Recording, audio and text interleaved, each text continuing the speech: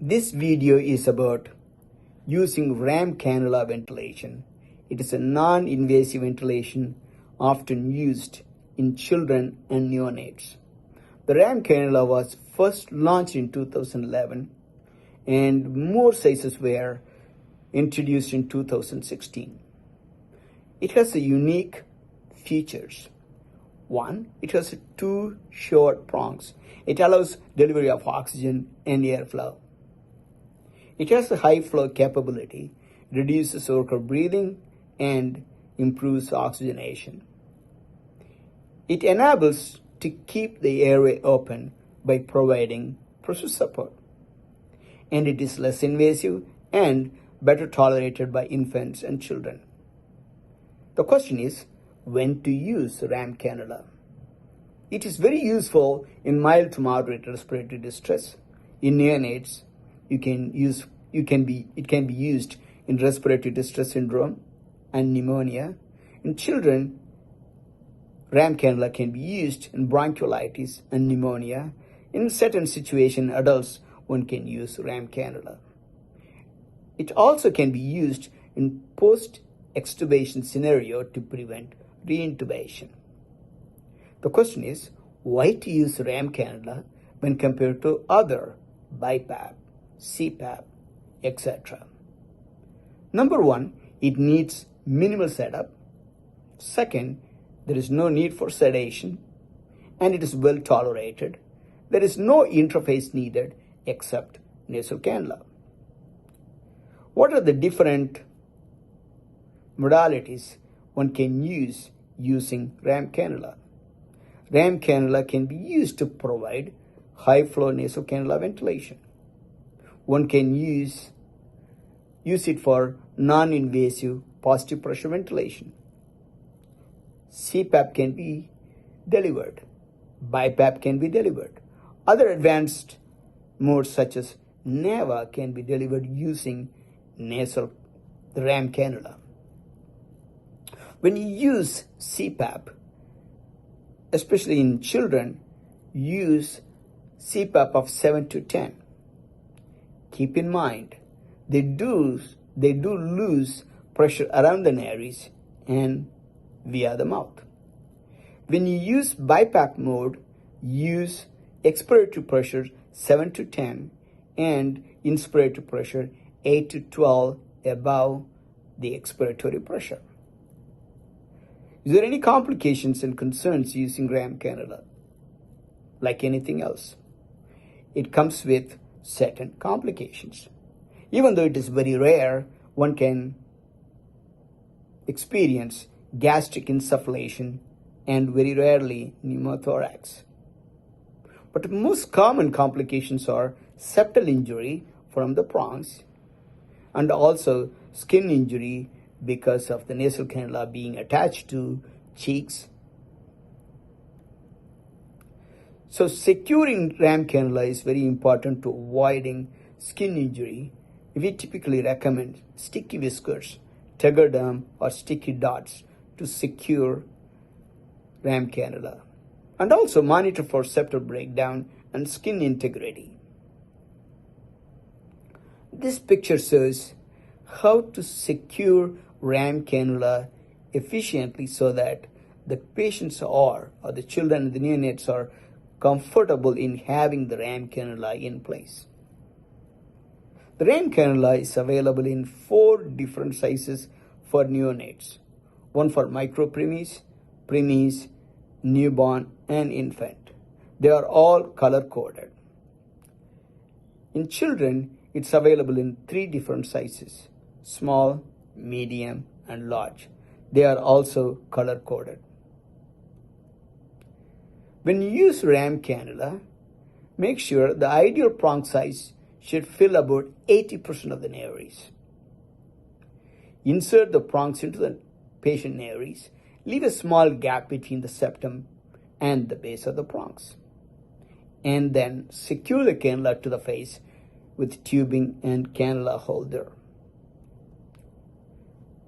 With any airway management, make sure emergency equipment is ready if the patient does not behave well with your ram cannula ventilation. Skin protection is very paramount when you are using ram cannula. We recommend use a skin protectant before you apply the cannula or fix the cannula on the cheeks. We recommend duoderm on the surface and tegaderm over the duoderm so that easier manipulation of cannula is possible without added skin irritation. What about feeding while you are using ram cannula ventilation? Yes, feeding is safe in children with bronchiolitis or patients with mild to moderate distress. There are lots of studies have been done using ram cannula ventilation. Most of these patients need NG feeding.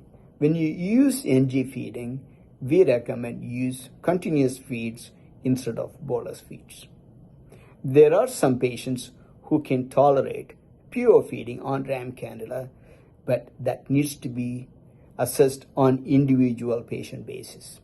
The next video is going to show you how to start ram cannula ventilation, how to place a prong, how to secure it, and how to connect it to the ventilator. And subsequent 2 other videos shows how to connect and do NAVA ventilation. Yep. Perfect, there you go. There we go.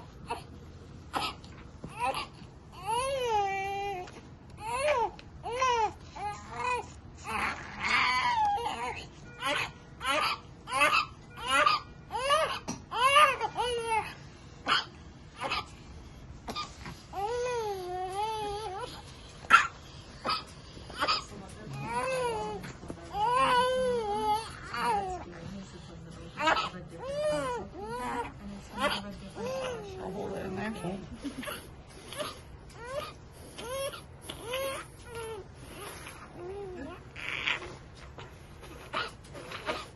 There's some boogers coming out, right? Oh yeah. Yeah, we'll eventually need to get this.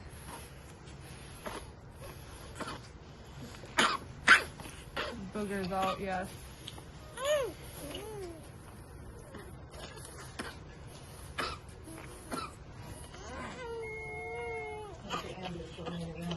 Okay, thanks, guys.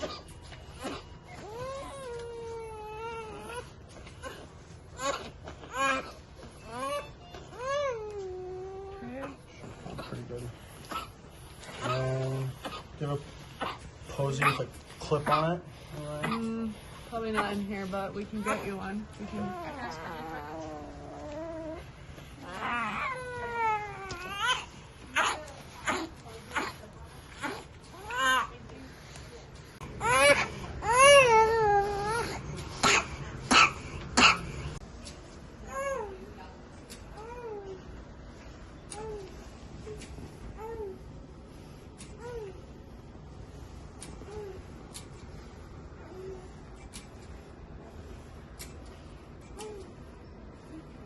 This is the ram cannula end connected to ventilator tubing.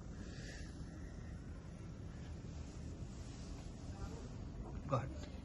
A NAVA is just simply one of the modes on the servo ventilator. And NAVA is just the patient's innervation of the phrenic nerve is the trigger versus the flow or any pressure like other vent modes are. So this one's non-invasive NAVA because it is the ram cannula versus an ET tube. And then we literally just set levels. Higher levels, the machine does more work.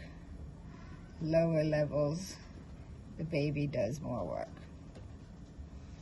And otherwise we just set a PEEP and an oxygen concentration, and then we set backup settings so that if the baby does not breathe in a specific set time, the apnea time here, they just increase to 20 seconds. If the baby is apneic for greater than 20 seconds, the machine actually will flip into the backup mode, and which is the pressure control, and it would be like a non-invasive puffs ventilation to get him to stimulate to breathe again. So those are just backups. Otherwise, there's no set rate. It's all what the baby does, what senses it. Unless he goes apneic, then it's controlled at whatever the rate is set for the backup. What is EDI trigger? EDI trigger is the sensitivity of the EDI catheter that is in the baby's stomach. It is set to achieve the right grafting and the right flow here. You want this pattern to be decent. He's just kind of crazy right at the moment. But so if it's set at 0.2, it just has to sense that it's a 0.5 pullback, essentially, as soon as it senses that much. And as I recall, this is volts, so nerve innervation's volts, right? So it's voltage there that it senses the change of. And then it says, oh, he's taking a breath, and it just give him a little bit of support up until the level. How long you have been using this NAVA with RAM cannula? Good grief. 2 years, maybe, at least. Okay. So are you guys happy with using RAM cannula, NAVA? Oh, yeah. Yeah. Okay. What other things you can do with NAVA, with the RAM cannula? Oh, we do straight CPAP on the Hamilton, different ventilator, not NAVA. You would do non-invasive, which is just pressure controlled settings and whatnot. But yeah, it's almost like when we're doing it with the NAVA, it's almost just like a stimulation toy. I mean, with the RAM, it's like a stimulation tool. So within RAM cannula, you can do NAVA, you can do CPAP, you can do high flow, and you can do NIPPV. NIPPV, yeah. Anything else? We What about the... with our high flows, our tubing is different. The RAM does not interface with our high flow tubing. So we actually have the different cannulas for that. The RAM cannula could be a regular cannula off of the wall too. Sounds